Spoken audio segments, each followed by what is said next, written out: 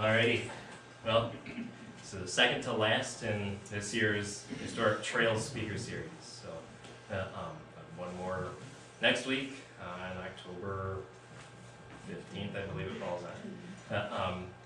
But again, with this series, we're looking at the history of trails at Portage. You know, earlier this summer, we were focusing more on the trails experiences of people. You know, think about a trail as a path through life circumstances for some of the cultures that were converging here at Portage in the 1830s. You know, Portage, as we're all familiar, also has a major physical trails history. You know, whether it be the trail connecting the two rivers here or major overland trail networks that connects the entire state.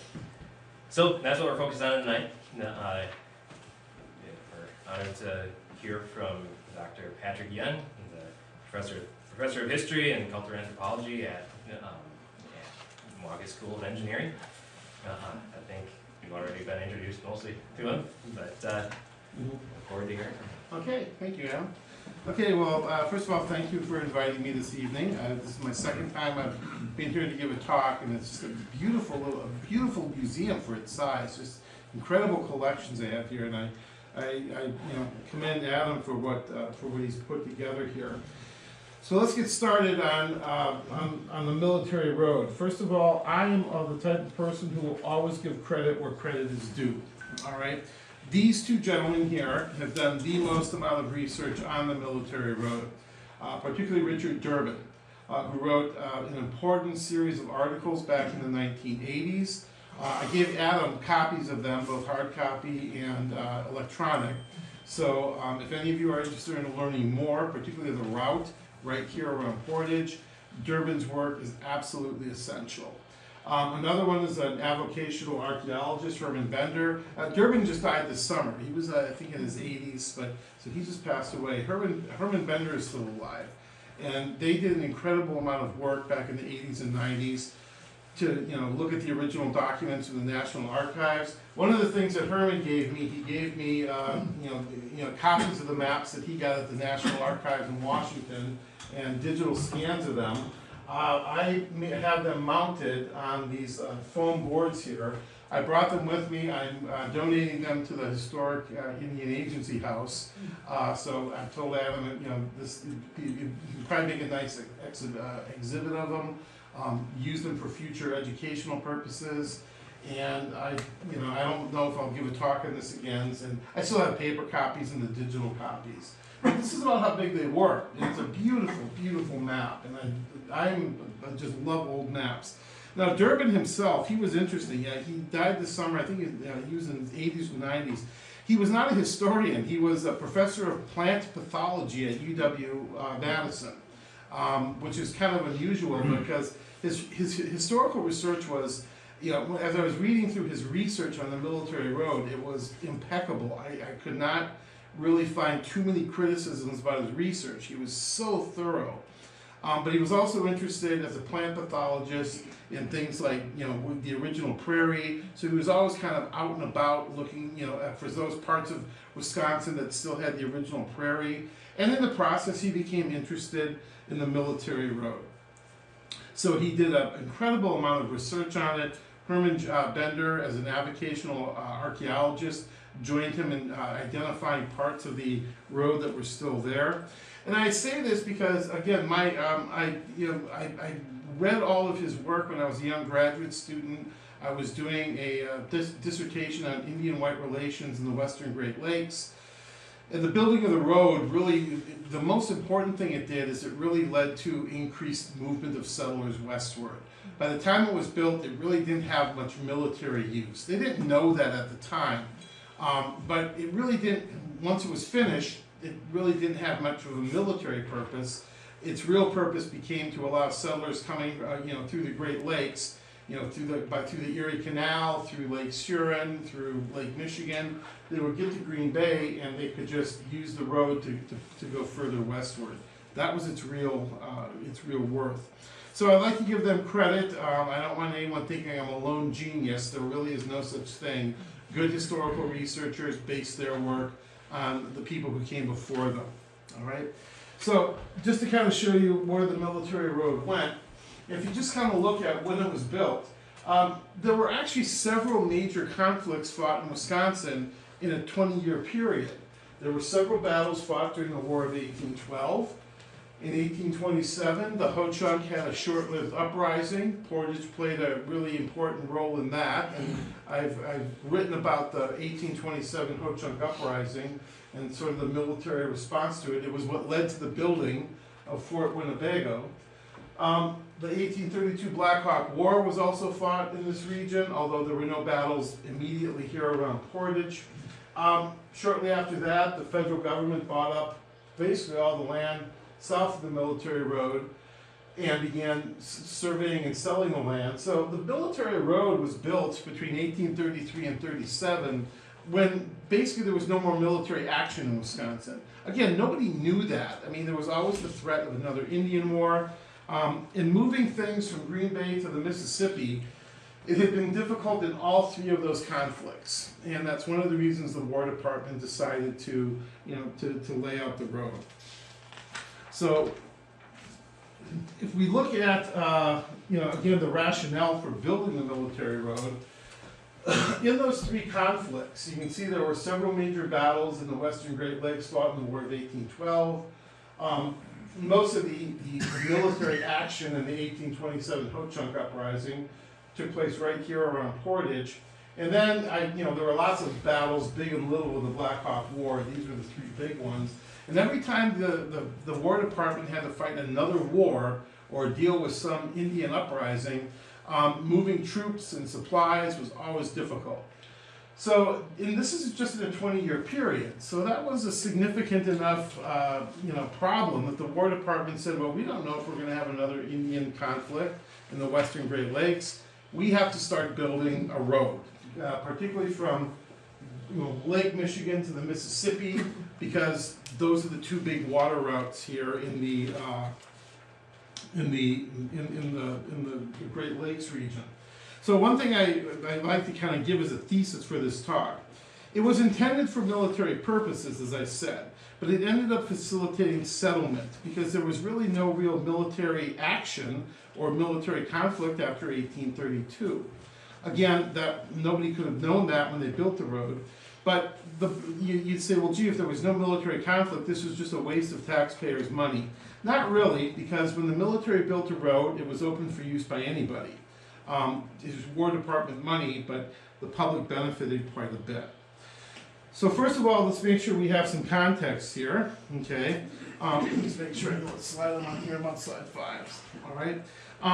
There were 3 army posts built in Wisconsin after the War of 1812. The United States took control of Wisconsin after the American Revolution, but it didn't actually have any real presence west of Lake Michigan until after the War of 1812.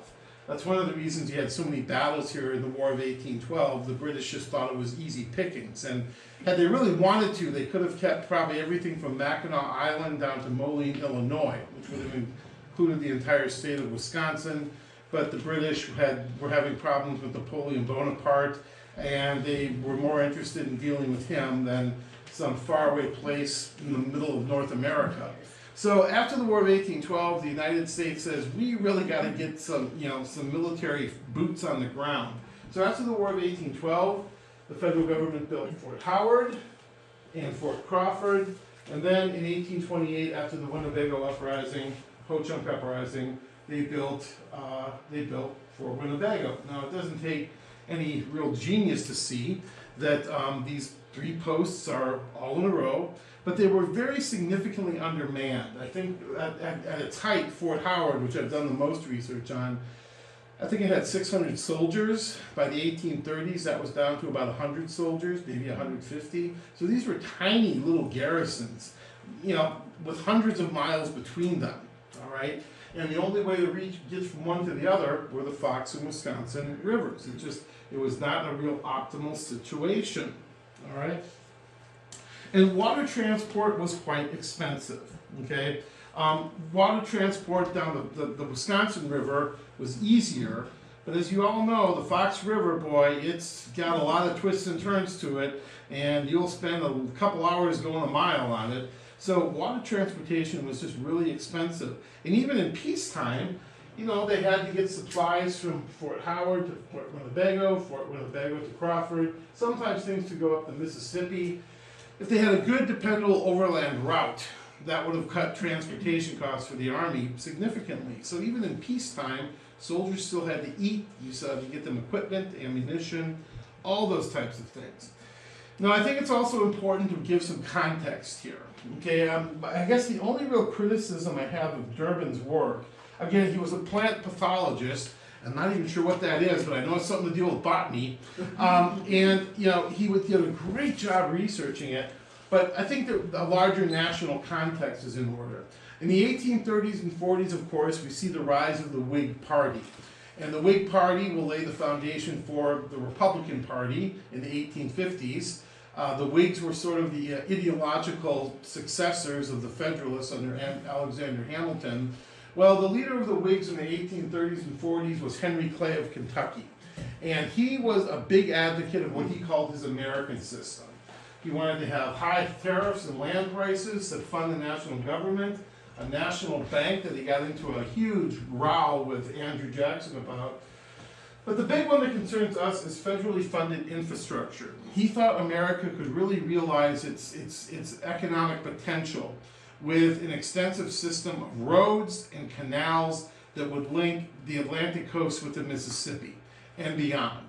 So he was a big advocate for this. Now, the federal government will fund quite a number of important pieces of infrastructure, but so will the states, and so will the War Department. So again, it's a minor criticism I have of Durbin.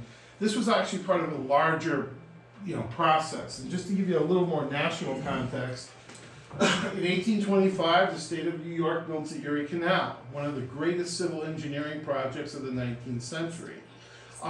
For a country that was just relatively new, with very few trained civil engineers, many Europeans thought this could never be done, and the state of New York did it. And the Erie Canal would, for all the way into the 20th century, be used for transportation.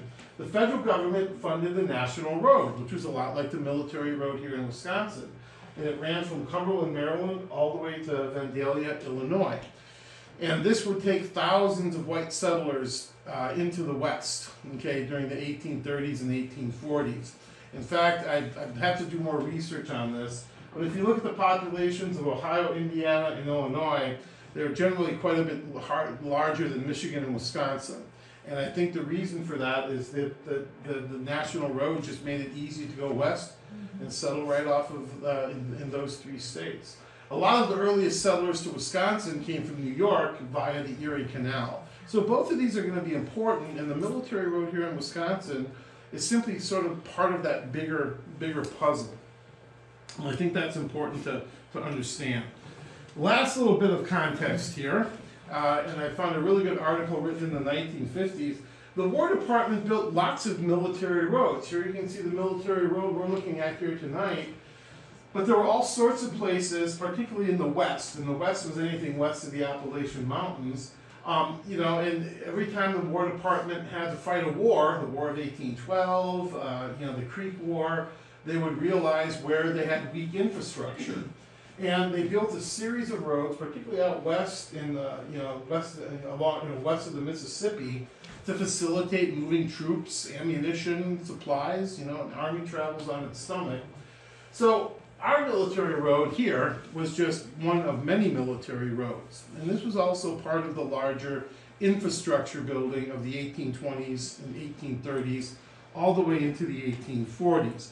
I'll get into why road building and canal building ended in the 1840s. But this is a 2-decade period after the War of 1812. There was just this boom of building, So these are just the military roads. There were also private turnpikes, there were state roads, there were a lot of roads being built. So let's kind of look now, make sure I get the right slide here. Let's look at the military road and how it got built. These are the two men who surveyed the route of the military road. Alexander J. Center was an Army officer. Now, he was a West Point graduate, and back before the Civil War, There were still several branches to the Army: infantry, artillery, etc. West Point only trained artillery and engineering officers. Generally, infantry officers were just anybody who had the qualifications would apply to the War Department for a commission, and there was no cavalry until the 1830s in the U.S. Army. So and West Point was really a really important center of engineering training. Well, Alexander J. Center, he was trained at West Point as a civil engineer. And James Doty, he was not a military man, he was a lawyer. He was the first federal judge in Wisconsin. There was a federal court called the Additional Court of Michigan Territory. I've written a couple articles on that a long time ago when I was a young graduate student. The records were kind of far-flung, but it was just really interesting. He was the first federal judge. And he was also one of these guys who was on the make. He was looking for the next way to make $1 million. And he knew that eventually all this land out west would be opened up for sale, and he wanted to get the best pieces of it. What better way to figure out where to buy that land than to help lay out a road that'll bring settlers west? And that's not necessarily to say anything bad about Doty. There were thousands of James Duane Dotys in the United States. Young men with an education, ambition, and basically the guts to go out west where nobody was and start thinking about future settlement. And if he could make a few bucks and line his pocket in the process, so be it. He wasn't dishonest about anything.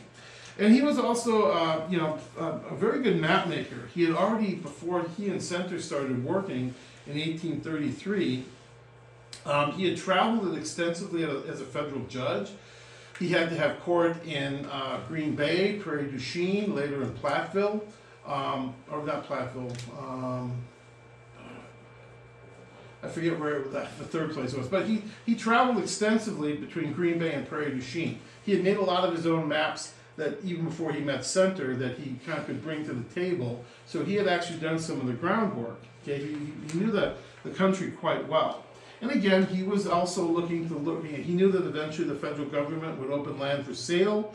He could know some of the best places to buy land, places where towns would grow up, where people would want to settle. And he could make a lot of money doing that. All right? So they would be the two who actually do the physical work of surveying and laying out the road. The person who was the most significant in Washington for pushing this along was Lewis Cass. Lewis Cass had been the governor of Michigan Territory, which Wisconsin was part of for quite a long time. By 1831, he was the Secretary of War, and he knew the territory of Michigan and Wisconsin very well. He had been territorial governor for, well over a decade. And he had traveled the entirety of the territory, so he knew it well, and he knew the need for having a military road. He became a very strong advocate for it. And again, the big thing that Cass saw, he had been there during the War of 1812. He saw how difficult it was to move things.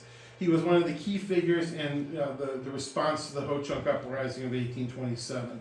He was Secretary of War during the Black Hawk War. He knew how difficult it was to move things. And again, before the military road, if you wanted to move anything from Green Bay to Prairie du Chien, and those were the two big settlements from the time of the French for the next 2 centuries, you had to first go down the Fox River with all of its meanders and twists and turns.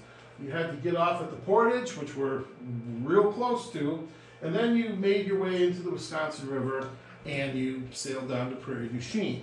Now that was a pretty good route. It had been used probably for centuries before Europeans even came to North America. There's no doubt about that. Marquette went through the Portage. A lot of people did, all right?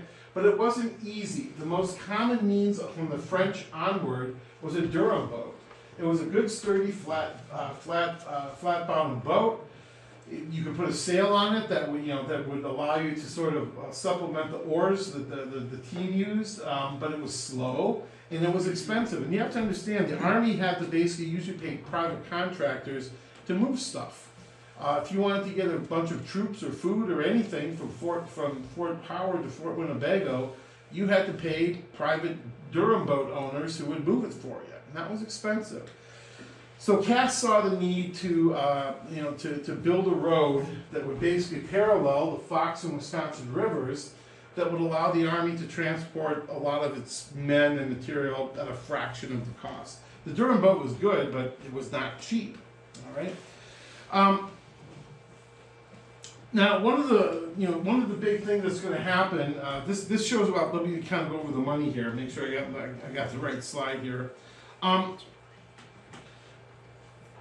The cost to move things down the Fox Wisconsin River on a Durham boat, it was $1 to $1.25 per 100 pounds. So if you wanted to move, should probably go back to this one. If you wanted to move something on a Durham boat, you had to pay the Durham boat owner usually between $1 and $1.25 per 100 pounds to move it, the full length. $1 was worth a lot back then. You figure your average working man made $20 a month, so that was like a full day's wages. And if you have a couple 100 pounds of stuff, this was getting really expensive for the War Department. All right, a fully loaded Durham boat with troops, it would cost $350 to move them from Green Bay down to Prairie du Chien. That was a full year's wages. Okay, so you can see how this is kind of cutting into the military's the budget there. Another thing that was a consideration was the lead mines. Now, the native people, the French, later the Spanish, they all knew about the rich veins of lead in southeastern Wisconsin. Now, after the War of 1812, there will be an explosion of white lead miners in the lead mining region. By the 1820s, it was probably 1,500 white lead miners producing quite a lot of lead. I decided to put it all up here to make it simple. First of all, to build the entire military road, Congress will make 4 appropriations that equal $14,000. Most of that will go toward labor costs. Okay, most of the labor was provided by troops, soldiers. In peacetime they had nothing else to do really. They didn't train much, but they could make extra money from the Army for extra duty of building the road. Sometimes they hired up private contractors to build parts of the road. But look at how rapidly the population of the mining region goes. And look at from 1825 to 1827, you have almost an 8-fold increase in the amount of lead. This was, in 1847, 85% of world lead production was here in the lead mining region. So lead was valuable. It still is to some degree.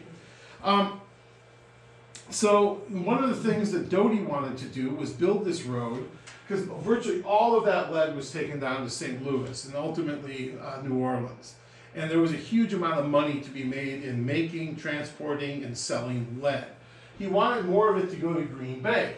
Then it could be moved toward the Erie Canal, New York. So he wanted to sort of get in on the lead trade. And this was not a bad idea. But moving it by Durham boat was prohibitively expensive. It's one thing to put it on a big old flat boat and just sail tons of it down the Mississippi. It's a big river, you just go with the current. To move it up to Green Bay by water, no, too expensive. So Doty thought, hey, we can move a lot of this overland if there's a decent road to move it. All right. So this is going to cost $14,000. Okay, and it's going to take quite a long time to build. One of the impetuses is not just moving military supplies, but moving lead. This sort of white gold that everybody thought was important. Okay, so the surveying, the 2 men were appointed, Center and Doty, in 1832. All right, they actually began surveying the next year in 1833. Again, Congress will make 4 major appropriations to get it done. Most of the labor will be provided by soldiers at Fort Howard, Fort Winnebago. It will be supervised not just by Center, but other officers from West Point who've got some engineering experience. All right. Now, when they laid out the road, they laid it out on the south side of the Fox and Wisconsin River. And the reason was quite simple. Most of this land had been purchased, before by 1833. The Chicago Treaty had, resulted in most of southeastern Wisconsin being sold. All of this had been sold in 1831 by the Menominees. The Ho-Chunk had been basically stripped of their lands after the Black Hawk War. So long story short, by 1833, when they begin to actually survey the road, this is all owned by the government. It's all been purchased from the Indians, and the federal government is in the process of moving native people off of the land south of the Fox, Wisconsin rivers. And so therefore, they could build this road and they didn't have to worry about native people complaining. It was no longer their land. They had sold it. Under duress, perhaps, yes. Unfairly, well, you betcha. But nevertheless, the deal was done. The land had been sold. So all of it will be laid out south of the Fox and Wisconsin rivers. So that explains for, rather than look at the map here, and this is the map that they made, okay, it's Doty and Center. It's all lies south of the Fox and Wisconsin River. It was government land, and native people wouldn't be able to complain about it. As far as surveying the road, it was remarkably simple. They just used basic surveying tools. First of all, they had a Gunter chain. A Gunter chain was 66 feet in length. It consisted of 100 links, and if you laid 80 of those end to end, it was 1 mile. So that's how you figured distance, a Gunter chain. So it was pretty accurate within probably just a couple inches over a course of a mile. So they would just lay these Gunter chains out, and they always talked about how many chains, the distance that they had. And then of course they had to get the direction right, and they just used a basic surveying compass. Okay, real simple. My wife and I were both in the Army. She actually made maps when she was in the Army, but it was just this is the basic compass that I used. They had to adjust for magnetic declination, because there's a difference between magnetic north and true north. But Center was well trained, and he knew how to correct for magnetic declination. So real basic tools, okay? Just good old-fashioned, civil engineering and map making. He was well trained in all of that. All right. So he had some real basic tools to get this down. But now here's the really interesting thing, and I'm glad Durbin really took his time to study this map from one end to the next. He saved me oodles of time. The total length of the road is 235 miles. Sometimes you see 234, but it depends how you measure it, I guess. But look at this: 143 miles of that was existing trails. Only 92 miles of it was new territory. So again, Doty knew these trails really well. He had been traveling them for years. And of course, Center got to learn them from Doty. And it just made sense. And it wasn't just that the trail was already there, but generally when human beings travel, they travel on high ground. Okay? You're not going to walk through a marsh when there's a patch of high ground, a couple meters high, that'll keep your feet dry. All right? And especially when you look at south of the Wisconsin River, this was all built on high ground. There were already trails there.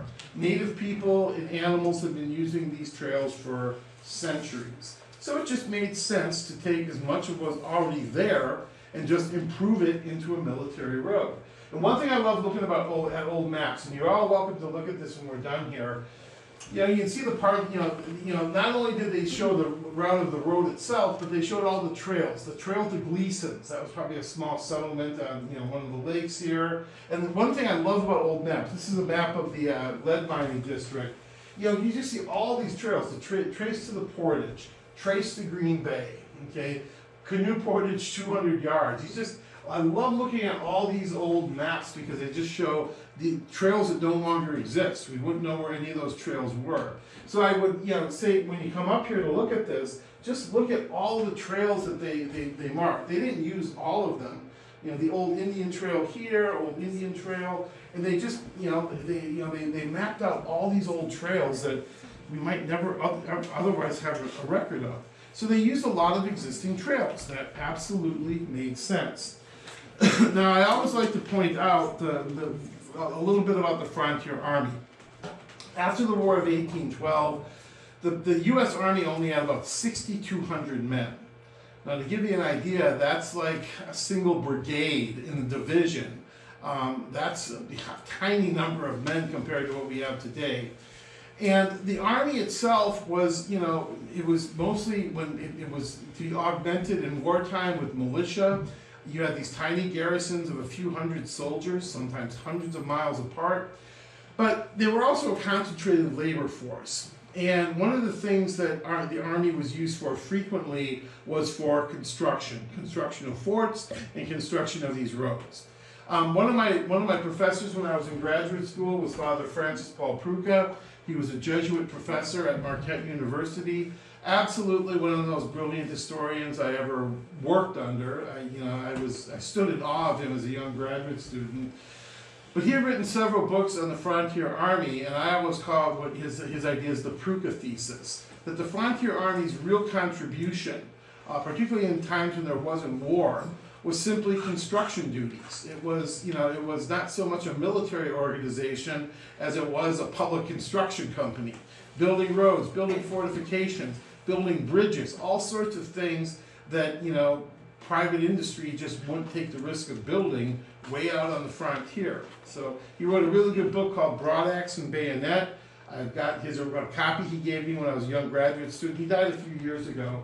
But he extensively researched, and it's true when you start looking at the records, most of that money that Congress appropriated was just to pay soldiers who were on fatigue duty for their efforts. Okay, so I think he made some real important contributions to our understanding of frontier America. Okay, now we can talk about the actual construction here. I found this is from the National Archives. This was actually digitized, so it was easy to find. But it showed how bridges were supposed to be built on the military road from Fort Crawford to Fort Winnebago. Pretty basic construction. How they, they would build ramps up to the bridge. That had to be laid out a certain way. And most of the road was just basically, had a slight convex shape to it with two relatively shallow ditches on the side to help run off water. Now, this is the diagram we have. Do we actually have pieces of the military road that still exist? Well, you betcha we do. And again, this you can see the the Rover-Rod site. You can leave that there. It's one of the parts of the military road that was identified, and which is now preserved and marked by the State Historical Society. The story I got, this is where it was really kind of nice working with Herman Bender. I talked with him several times over the summer. He said that when he and Durbin were working on some of the research for the military road in the 1980s, they got a call from an old farmer named Mr. Raba up near Fond du Lac. And he said, yeah, I think I got a section of the old military road on my property. And so they said, well, how do you know? Well, I grew up, my grandpa bought this farm, my dad ran the farm, I grew up on this farm, and my dad and my grandpa always said, yeah, that's part of the old military road there. And he said, I never doubted them, I took them for their word. And of course, Herman Bender and Dick Durbin and a team of archaeologists went up to Fond du Lac, and sure enough, when we just look at it, you can see that convex shape, you can see the shallow ditches, they were still there. It's a little easier to see it with a little fresh snow on it. And here's a picture of Mr. Alman Raba as they're doing the work. And Herman had he said this guy was a Wisconsin original. He was in his 80s, still farmed. He was a lifelong bachelor, never married. His sister was a lifelong bachelorette, and she still lived in the house with him. That's the kind of stuff you hear about old Wisconsin that still makes your heart beat a little faster. So he had seen this his whole life. He just didn't think anything of it.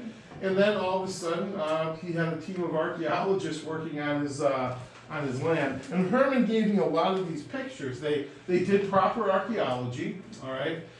So they did some test digs. They find that, yes, there was brush and clay laid on top, and there was a bed of stone beneath it. These soldiers had dug the ditch. They had found stones. They had laid them down. They covered them with brush and with clay to make that nice convex shape. They had dug these shallow ditches to run the water off. So it was in almost the original state that it was built in. It was just on a piece of farmland that the Robins had never actually plowed, so it was still in perfect condition. Now this is I talked with Adam a little bit about this tonight. Now I'm going to, basically do a call to arms here up in Portage. One of the really valuable things, and again, this is an article that Durbin wrote in 1984, I think it was, in the Wisconsin Magazine of History. He laid one of the really valuable things that he did. He took the entire length of the military road and he laid it out on a map, and then he overlaid, current state, county highways and everything. So the red is the military road. This is around Portage now. Now, as you know, there's a road here called Military Road. I'll be honest, I've never driven on it. I just went on to Google Maps and got my picture, okay?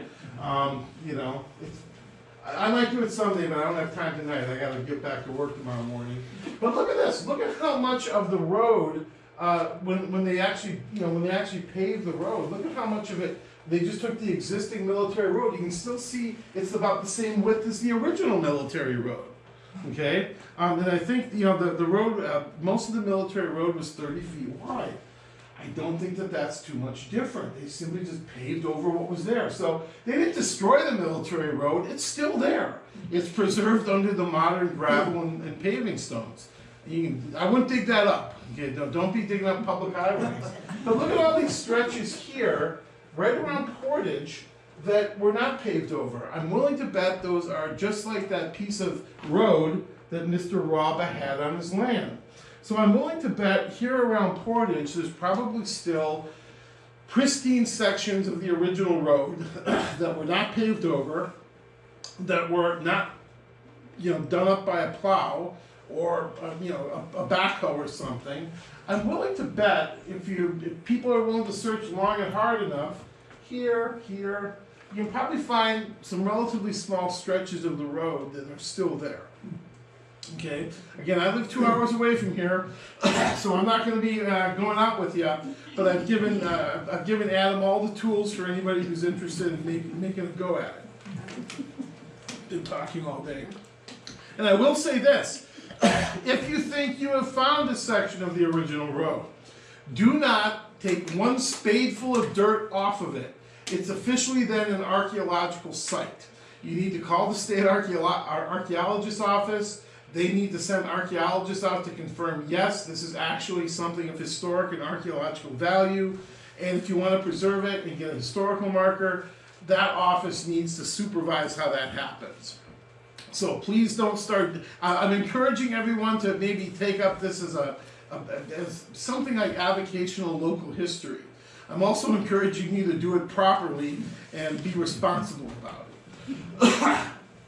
So, last couple things here about Doty and the road. One of the things Doty did, at the same time the road is being surveyed and then built, and again it takes about 4 years to build the road, Doty is going up to the Green Bay Land Office and buying land along the road. The land office opened up in 1835, so construction of the road is going on just as land here in Wisconsin is being opened up for settlement.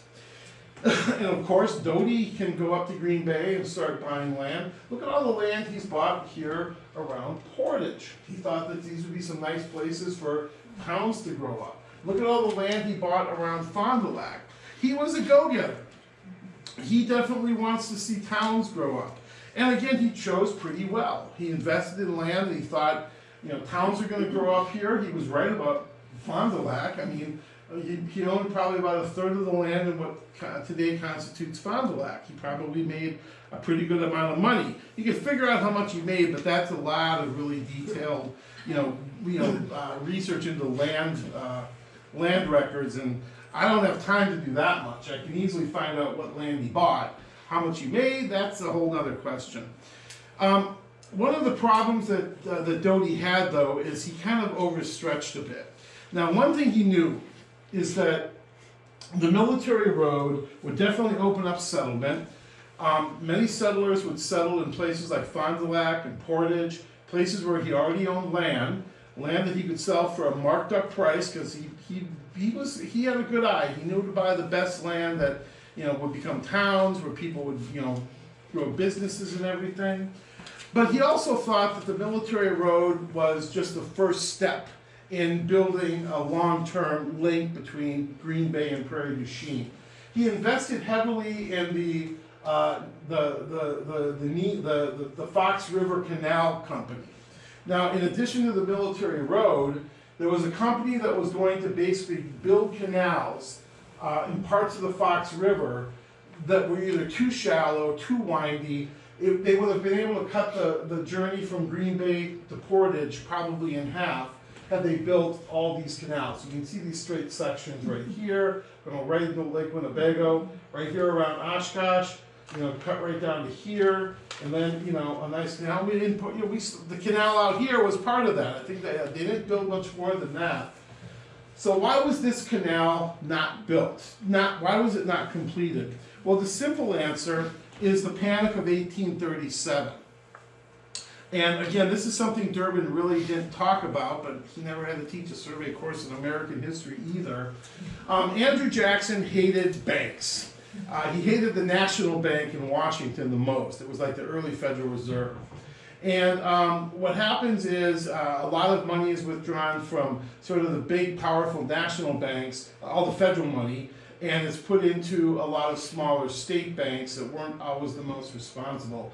Long story short, the Panic of 1837 leads to a real severe constriction of the nation's money supply.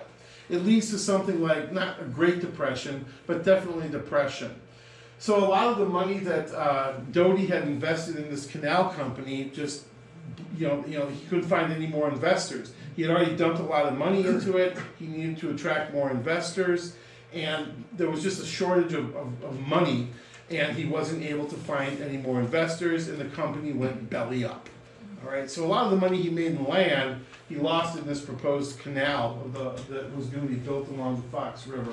And this is just a famous cartoon from 1837 that just shows the depressed nature of the U.S. economy. It was one of the legacies of Jacksonian America. So what's another reason the canal was not built? Well, by the 1830s, the railroad is becoming the new way to transport things. After probably by the 1840s, there were virtually no more canals built. They weren't money makers. You could lay a railroad track for about the same cost and transport things a whole lot faster in a lot greater volume. So the era of canal building and road building, military roads, private roads, government roads, that all pretty much comes to an end. The railroad from the 1840s onward is going to be the new national infrastructure. And that will, be important to the Civil War. It'll be important until the invention of the automobile and the interstate highway system. So the era of canal building ends. The era of military roads building ends.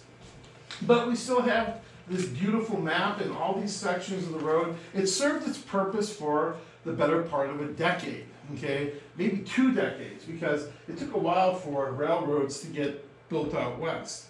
Now, the last thing I'll say is there's actually 2 military roads in Wisconsin. During the Civil War, Lincoln approved a road that went from Fort Howard all the way up to Fort Wilkins. And Fort Wilkins was basically there to protect a lot of the copper mining. Again, our relationship with the British and Canada, it really didn't get good until maybe the 1880s. The Canadians were always worried the United States was going to invade Canada. We had done it at least twice. We threatened to do it after the Civil War. And the most embarrassing part is we failed every time we invaded Canada, especially in the War of 1812. So the U.S. was always worried that there would be British interlopers who wanted to steal the copper, and copper was growing in importance with the birth of electricity. Either way, this is the other military road in Wisconsin. And I'll tell you how much I know about it, everything that I read in these 2 pictures I put up on this slide. That's about as much as I know about it. So to kind of conclude this here, again, I like keeping my talks down to a relatively, I'm already a little over. This is everything I used to put together this presentation. Except for this book on Henry Clay, the Historic Indian Agency House. now has all these articles electronically. So if anybody's interested, I'm sure Adam would be more than happy to share these. This is absolutely the most important, by Richard Durbin and his wife Elizabeth Durbin, published in 1984. And again, that map that I showed you here, that's where I got this map. So it's really useful if you want to start thinking about, well, where are there any sections of the military road left around here? So I think that there are. I think with just a little, some nice, Saturday afternoon hikes here in the beautiful fall weather of central Wisconsin, those might, you can probably begin to figure out where those might be. Again, don't do anything until you get approval from an archaeologist at Madison. You don't want to do anything that would violate state or federal law. But I'm willing to bet if Herman Bender and Richard Durbin could have found this little stretch up in Fond du Lac and worked to get it made into a state historic site. Where's that one picture? I have no doubt that can be done and replicated in other parts of Wisconsin. So, that's everything I have about the military road. And I see now that I went about 45 minutes, which is about what I wanted to do. But let me open it up for questions. Any questions about the military road or future research that anyone might want to do? I'm open to questions. How many bridges on the military road? Okay, the bridges, most of the bridges were built right here. And if you come and look at the map, I don't know how many, but the vast majority of them were built between Green Bay and Fond du Lac. And you can see why. All these small creeks that go into Lake Winnebago, bridges had to be built over all of them. And they were good sized bridges as well. But it had to be at least over a dozen. Yes? Could you pick that up for a minute? Oh, so I sure. can see it? Yeah, let me just kind of move it here. From Portage to Prairie du Chien, it was all high ground. But if you look at every one of those had to have a bridge. So I mean, we just count there. 1, 2, 3, 4, 5, 6, 7, 8, 9, 10. I don't know exactly how many, and again, the Durbin article would probably show you that. But this is where the vast majority of them were built from. All from basically, the Fox River all the way down to Fond du Lac. Yeah, and those were constantly breaking down. They had to appropriate money for those into the 1840s because, good winter, what that does to a road, well, think what it does to a wooden bridge. So, but I don't think there were too many bridges built here, and those were relatively small. Any other questions? Roughly the same width as the military road? Yeah, 30 and feet? again, and I got less information about the bridges. Basically, going back to that one National Archives document, it looks to be, they were about the same width from the best. There's no pictures. This is the only sketch I was able to find. And of course, I'm sure those bridges have long since bitten the dust. I don't know, they've probably fallen into the creek since then. And There might be now some they're... of the foundations left, some of the rocks perhaps? Again, that would require, someone actually looking for sections of the road that weren't paved over. That's 235 miles. Again, you'd be surprised how little has been researched on the military road. Durbin and Bender did the most amount of work of anybody, and except for that section in Fond du Lac that they really looked at, there's all sorts of questions. There may very well be some of the original bridge foundations. That's why I'm telling you guys, get out there, get your hiking boots on and look for them. Okay? Yes, ma'am?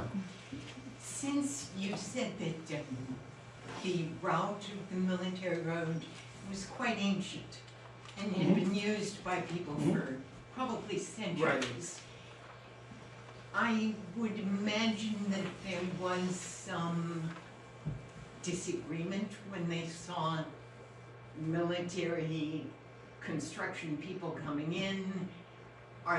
Is there any evidence, or are there any records of any kind of protest or sabotage? Well, no, because there was nobody there. I mean, okay, they begin laying the road out in 1833. The Potawatomis have been moved into Iowa. The Ho-Chunk have been moved north of the Wisconsin River, and there's virtually no white settlers there. This is really empty. There's no protest. I mean, you had maybe 900 people living at Green Bay, maybe 1,200 at Prairie du Chien, few dozen at Milwaukee. I mean, this is, after the native people are removed, there's nobody there except the army, so there's nobody to protest. I mean, the protesters are still living in New York and Massachusetts, waiting to come west. Well, I'm just thinking that there had to be people who still, as in many, many years past, who are still taking sections of that road as a way to travel. Yeah, but most of those are, and Durban kind of lays it out really well. Yeah. They've all been paved, and you would be on a part of the military road and you not even know it. But again, yeah, I mean, Indian removal goes pretty aggressively in the 1830s. So I mean, there's really not much between Green Bay and Prairie du Chien, and most of those people are French. Small numbers of Americans came in before land was opened up, but this is pretty empty country. So, yeah, and I'm sure parts of it are still, much of it was paved over. I mean, and that process begins in the early 20th century. But yeah, this is something that's just not well researched. There's all sorts of questions we have. Durban kind of started it. I'm hoping to prod people into doing some more. Anybody else? Years ago, not that long ago, I got a digital copy of that map and I put it in Photoshop and I overlaid Columbia County on it, thinking, well, gosh, I Okay. can just go out and find this thing, because they're finding all kinds of parts in Fond du Lac. Well, there are some points on there, but when it laid over it, it didn't match up at all. Okay. It was just all. Yeah, and again, one of the things that I would say is, Durbin's article, he did that for all sections of the road and showed the overlay of the original road with current roads. How accurate that is, I don't know. That's gonna take someone willing to walk 235 miles from Prairie du Chien to Green Bay to figure it out. That's not me. Or drive it. And then But- in Photoshop, you can actually liquefy, so you can take points and put them up there, and then it got wonkier yet, everything's all wrong. And Adam has a digital copy of this map. I wanted to give him all the tools necessary for anybody who would like to get involved. And again, there's so much we don't know.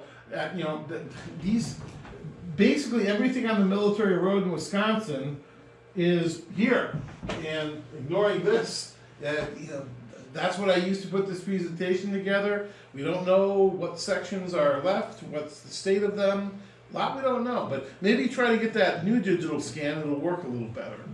And again, this is a pretty good map for the 1830s, but even then, map making wasn't nearly as precise then as it is now. Now we have GIS and satellite photos, they didn't have any of that then. Just a chain and a compass, and they did pretty good. So most of it's probably on private property then? I don't know. Okay. Yeah, I don't, yeah, some of it is, probably some of it not. Again, when Adam asked me to do this, I guess I could have just, dropped everything I was doing and walked that 235 miles to figure it out. But yeah, I figured, no, he's got a lot of people here who love the Portage area, who are interested in history. We can get a whole army of people out there to do this work. That's literally, I think it's gonna take a lot of people sort of looking at each section of it, start with this map, start with Durbin's work, and figure that out. There's a lot we don't know. It's really under-researched. Everything I've given you is pretty much what's out there. Okay? Yeah, Adam?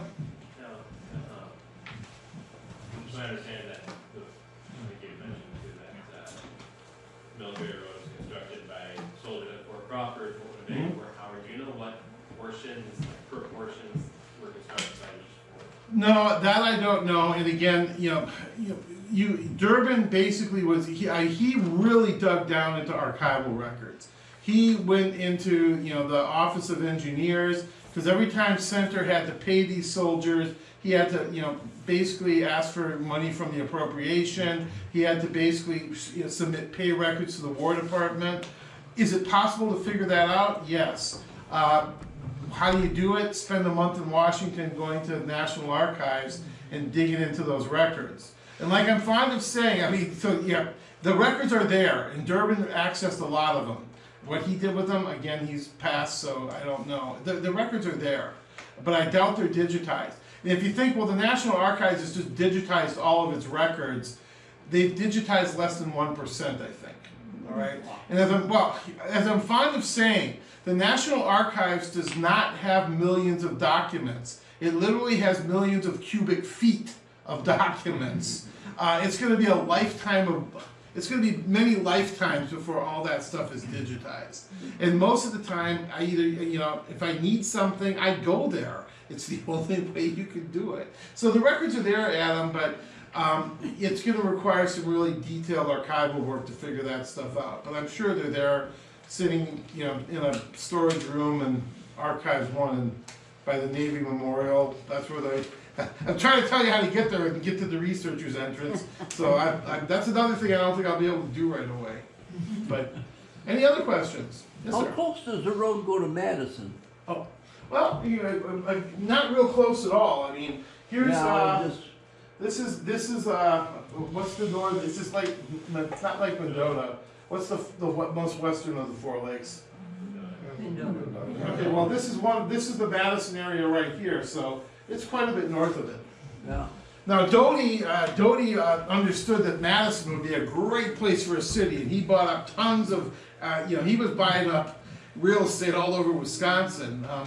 One of the reasons Madison is where it is he bought up all that land on the isthmus, knowing that that would be a great place for a state capital. But the road itself doesn't go near Madison. I mean, they really had to lay that out for military purposes, and there was no Madison there. I was thinking about Camp Randall. Oh, that's a Civil War camp. That's Yeah, so 30 they might have years had into a, the future. Yeah, Yeah. that's like 30 years into the Yeah. future. And by that time, you're into the railroad era, Yeah. and most troops during the Civil War were moved on railroads. That's one of the things that gave the North a real advantage. Yes, sir, I'm sorry, I saw you raise your hand. The second citation are like coal. Oh, yeah. Okay, the coal, this one was written in 1925. Adam's got a copy of that too.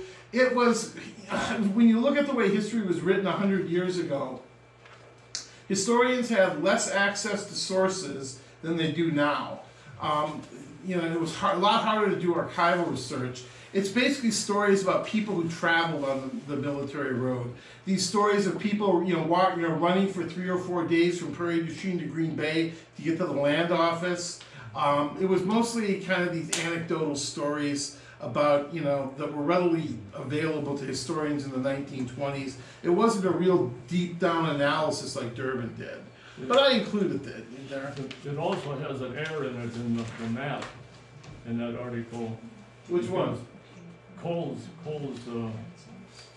dissertation in 1927. Oh, okay, that I don't have. So, It includes a map okay, that shows what I believe was the old Indian Trail, okay, and it shows it going by Lake Mendota, okay. which is an error that I think was corrected by that 1927. Okay, now this was an article he wrote in 1925. I don't have a copy of his dissertation. So, It's Durbin, I think Durbin corrected it. okay, probably, yeah. Again, I mean, my research into this was just over the last few months. I read all this stuff when I was doing my dissertation back in the 90s, because I wrote 2 books on the Black Hawk War, and this was all post-Black Hawk War, but I also was dealing with my dissertation with the incoming settlement and the importance of the road. So I already had all this, so it was pretty easy to just reread it, get boned up on it. And reading it a second time, I was really impressed by Durbin's research. And I think when everybody starts reading it, they would be too. So yeah, I wouldn't doubt that Cole had some errors in his work. That was not uncommon. Yes, ma'am. Do you know when they opened the land office in Milwaukee? Honestly, no, I don't think they opened. Let me see. The first land office was Green Bay, 1835. I don't think they opened up the Milwaukee office till like 1836. Oh, okay. I'd have to double check that. But Green Bay was the first big area of settlement. I'm trying to think now. I know I read that somewhere, sometime. I just can't think. But it was sometime in the 1830s or 40s. Milwaukee got really popular really fast for a lot of reasons.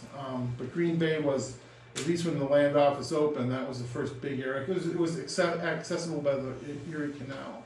So, any other questions? All right, well, we've been going for about an hour here, and I know that, sitting down for an hour listening to my sonorous voice is probably, that's about as much as you can take of me. So thank you very much for everything this evening.